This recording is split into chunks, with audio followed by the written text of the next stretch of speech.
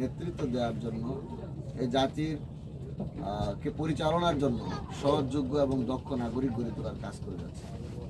একজন শিশু যখন জন্মগ্রহণ করে, তার বাবা মা এবং তার যারা উত্তরসূরি আছে, পূর্বসূরি থাকে, উত্তরসূরি আছে, তারা খুব খুশি হয়। কেন? যে এই শিশুটা একসময় পরিবারের বড় কর্তা হবে। শিশুকে নিয়ে স্বপ্ন দেখে। একজন বাবা কৃষক থাকলেও, একজন বাবা শ্রমিক থাকলেও, একজন বাবা রিক্সাওয়ালা যখন থাকে, যখন তার সন্তান হয়, ছেলে হয় বা মেয়ে হয়, সন্তানকে নিয়ে স্বপ্ন দেখে। সে দেখে একজন ভালো ডাক্তার, সে যখন দেখে একজন ইঞ্জিনিয়ার, সমাজের মধ্যে একজন বড় পর্যায়ের একজন লোক, তখন তার মধ্যে একটা আকাঙ্ক্ষা জাগে যে আমি একজন কৃষক, আমি একজন শ্রমিক, আমি একজন রিক্সাওয়ালা, আমি যদি এরকম হতে পারতাম। যেহেতু আমার সুযোগ নেই হওয়ার, তখন ওই ছেলেকে নিয়ে স্বপ্ন দেখে যে আমি কষ্ট করে হলেও আমি আমার ছেলেকে ডাক্তার বানাবো, ইঞ্জিনিয়ার বানাবো, ম্যাজিস্ট্রেট বানাবো, সে ডিসি হবে, এসপি হবে, জনপ্রতিনিধি হবে। এরকম স্বপ্ন কিন্তু সন্তানকে নিয়ে দেখে এবং এটা বাস্তবেই হয়। বাবা সামান্য চাকরিজীবী, অথবা বাবা রিক্সাওয়ালা, অথবা বাবা কৃষক, তার ঘরে দেখা যায় পরবর্তীতে এমন ডাক্তার, ইঞ্জিনিয়ার বা জনপ্রতিনিধি তৈরি হয়। বাবা সেটাকে দেখতে হয়, তখন বাবার কষ্টটা সার্থক হয়।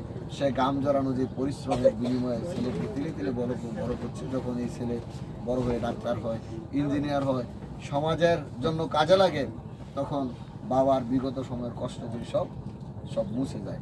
আজকে এজ এ ব্যক্তি হিসাবে তোমরা প্রত্যেকেই এক এক জায়গায় থেকে যদি তোমরা নিজেদেরকে তৈরি করতে পারো আগামী দিনের জন্য, তাহলেই পিতামাতার শ্রম সার্থক হবে। আজকে যারা এখানে পড়াশোনা করছো, কেউ কলেজ লেভেলে, কেউ স্কুল লেভেলে, এখানে প্রাইমারি স্কুল লেভেলেরও কয়েকটা বাচ্চা থাকতে পারে, ইউনিভার্সিটির লেভেলে। আজকে তোমাদের যে বয়স, এই বয়সের আরেকটু পরেই লেখাপড়া শেষ করে তোমাদেরকে কর্মক্ষেত্রে যেতে হবে। যোগ্যতার আলোকে কর্মক্ষেত্র নির্ধারিত হবে। তোমরা যদি ভালো করে লেখাপড়া করে ডাক্তার হতে পারো, ইঞ্জিনিয়ার হতে পারে, শিক্ষক হতে পারো, সাংবাদিক হতে পারো দেশ এবং জাতির কর্ণধার, তখন দেখা যাবে যে আজ থেকে 15 বছর পরে তোমরা এই ছাত্র থাকবে। তোমাদের মধ্যে লুকায়িত রয়েছে ডাক্তার, ইঞ্জিনিয়ার, সাংবাদিক, সাহিত্যিক, বুদ্ধিজীবী। আমরা চাই আগামী দিনের জাতি গঠনে তোমরা এইভাবে নিজেদেরকে তৈরি করবে। তখন পিতামাতার কলিজা ঠান্ডা হবে। আল্লাহ তাআলা কোরআনুল কারিমে যে বিষয়টা উল্লেখ করেছেন, রাব্বানা হাবলানা মিন আজওয়াজিনা যুররিয়াতান কুররাতা আয়ুনি ওয়াজআলনা লিল মুত্তাকিনা ইমামা।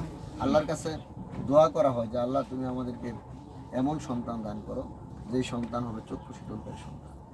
তো পিতামাতা তখন আনন্দ পাবে। শুধু পিতামাতা আনন্দ পাবে না, সেই পিতামাতার ঘর শুধু আলোকিত হবে না, এমন সন্তান পরিবারকে আলোকিত করে, এমন সন্তান সমাজকে আলোকিত করা, এমন সন্তান দেশকে আলোকিত করে। কিন্তু ছোট্ট একটা মোমবাতিও ঘরের মধ্যে যদি ডিম ডিম করে জ্বলে, তখন এই মোমবাতি কিন্তু পুরা ঘরকে আলোকিত করতে পারে না, যে কোনো সময় নিভে যায়। কিন্তু আলো যদি বড় হয়, তখন সেটা ঘর না, শুধু সেটা গোটা বাড়িকে আলোকিত করতে পারে, সমাজকে আলোকিত করতে পারে।